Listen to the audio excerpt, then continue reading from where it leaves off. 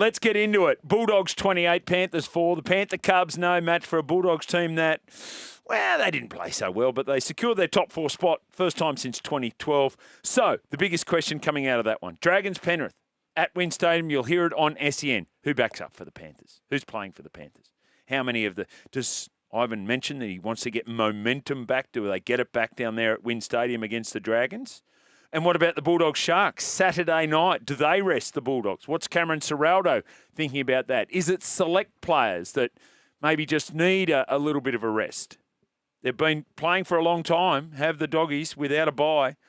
So big watch on that. And I don't think the puzzle will be answered even on Tuesday with the team list. So we'll have to wait and see on that one. The Warriors 22, the Eels 26. Absolute heartbreak for the Warriors with that disallowed try to Adam Pompey at the end, but it was the correct call. Peter Goff and Chris Butler. That's right. I'll say those names again, ladies and gentlemen, because those keen listeners to the afternoons program will recognise those two names. Peter Goff and Chris Butler get the decision correct. It's a right decision. So the Warriors are out of the 4, but they beat Manly, which is not straightforward. And then the Sharks and the Broncos lose, which is not ridiculous. They are back into the top 4.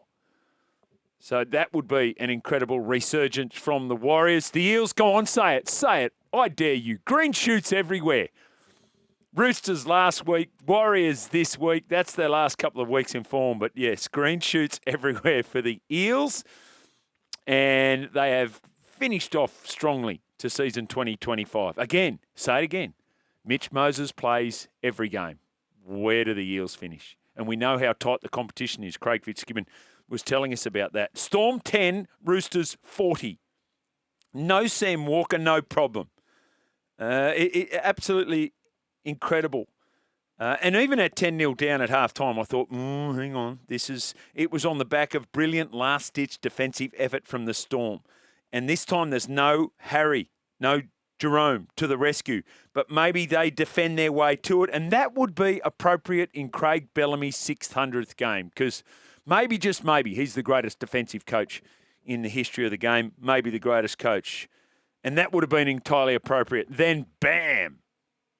And actually, for those people at home, B-A-double-M exclamation in capitals is what I've written here too, just to emphasise that one. Tedesco, Savala, Butcher, White, Watson, and Mark Nawonganitawase. Wow. Stop it. Come on. That's not fair. Like, we talked about it last week, and then Trent Robinson was breaking it down, and we were talking about spatial awareness. Was it Grant Anderson that just stopped and went, what? Yeah, missed him. And then when he got hit high by Nelson Asava-Solomona, and that's the other thing, Melbourne Storm, is Nelson a positive or a negative? Is he an asset or a liability? I don't know. I don't want to play against him. I know that. But when he gives away penalties and turns over the footy and potentially gets himself suspended, he missed out this week, but only just. And then when he did hit Mark Nawonganitawase high, they were eyeballing each other. I'm like, how big is this guy? Mark Nawonganitawase on the Kangaroo Tour, yes, please.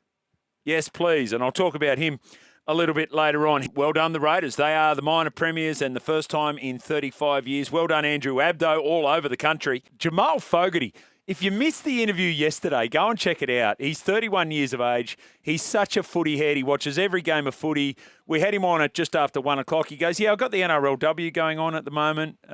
He's really enjoying his time at Canberra, the success that he's having.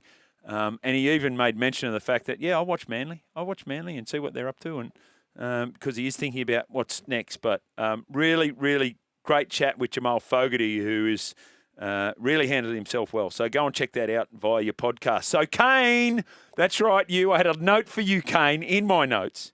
Kane, the Raiders are favourites for the competition. Go to Alan Katzman, who is historian for the Sydney Roosters, but has put out a post yesterday on Twitter, or might have been today, and showing a table of the number of matches the current top 8 teams have had against the bottom 8 teams, right?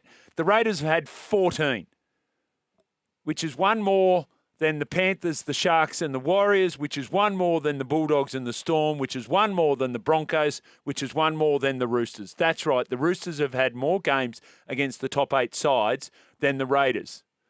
In fact, by a factor of 4. So there you go. That's just fact, Kane.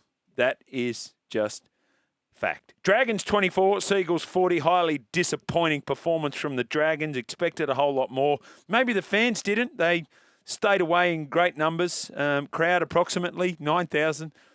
It was actually 9,769. I've got now the average crowds for the year. I've searched that up if anyone is interested. You are good. 40,617 for the Broncos. That's their average crowd this year. All the way down to, so second last and last, St George Illawarra Dragons with 11,729. Cronulla, second last, with 11,979. Both of them hamstrung by their venue, or venues, as far as St George Illawarra go. Well done to the Canterbury Bankstown Bulldogs. Second on the list, significantly ahead of the third place Dolphins, but 34,628. We've got a massive final coming up week 2 or maybe week 3 of the semi-final. So we look forward to that. Manly, new lease of life. Don't know where that's come from, where it was been. DCE, 5 try assists. Turbo, 283 all-run metres. Just take him on the Kangaroo Tour. Just take him on that Kangaroo Tour. The Cowboys 30, the Broncos 38, a danger game for the Broncos. And then we had, all right, Walsh v Drinkwater. The shootout was on in full display. Got to give a shout out to Jason Taumalolo too. Very strong in that performance, getting ready for Tonga, as Justin Horro pointed out. Was it a forward pass from Gimat Shibasaki? Yes, significantly. Ashley Klein didn't think so. He's right in line. He's right in line. And Chris Butler, senior review official, couldn't do anything because he can't rule on it. But it was a forward pass. So Broncos are fourth. They take on the Melbourne Storm on a Thursday. So that means the Storm will have 2 extra days recovery compared to the Canterbury Bankstown Bulldogs, who play on a Saturday. So we'll talk about that a little bit later on. The Sharkies 40, the Knights 16. Newcastle exploded out of the blocks. They won every collision. And that 10-0 up, you thought, no, again, Sharkies, again? You're going to bottle this one? Then they had really strong contributors, especially from the bench. Talakai, Hazelton, Hamlin, Welle. Adam Fanua-Blake was excellent, and then Trindle got them going. So that's a big concern. The Braden Trindle ankle concern. How long does that keep him out? Ronaldo Mulatalo got himself 3 tries. One of them was absolutely spectacular. But Ronaldo, you're going to cost your team. You gave away a penalty in possession. You are going to cost your team the way you carry on. I've got no doubt that Craig Fitzgibbon is talking to him about that. But he really needs to rein it in. Dolphins 36, Titans 30. Didn't see this one, but listen on the way home. 18-0 the Dolphins, then 18-all. And you're like, Knights fans shifting nervously in their chair going, uh-oh, we could win the wooden spoon here. Can the Titans beat the Tigers at home this week? That's the question. So, and then we had the conditions, the dry conditions. So the shootout continued. Trey Fuller, he confirmed he's an NRL player. He is an NRL player. Des Hasler is an NRL coach for one more week at least. Here's what he had to say in a conversation with Joel Gould in the press conference. Just talking about what's coming up for Desi. How are you looking at this break you're about to have? How long do you think it might be? What are you trying to say? That I look like I need a break? Des wants to get straight back into it. If you didn't understand the subtext there, Des wants to get straight back into it.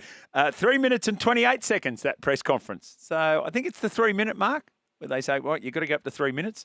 So you could see Des leaving and then Joel asking another question, then leaving. No, stay there. Finish off answering that one. You know what's a big watch again this week too when we start looking at it? Mark Nawonga-Nitawasi, 20 tries. Hamaso Tabuai-Fido, 19 tries. Xavier Coates, 19 tries. Daniel Tupou, 18 tries. Alex Johnson, 210 tries. So we're looking at a lot of things from a try-scoring point of view over the course of this round 27. So there you are. That is the rear view mirror. What have I missed? 1300 01 1170. The text line 0457 736 736. Thanks for watching. For more great content, subscribe to SEN League, your home of the greatest game of all.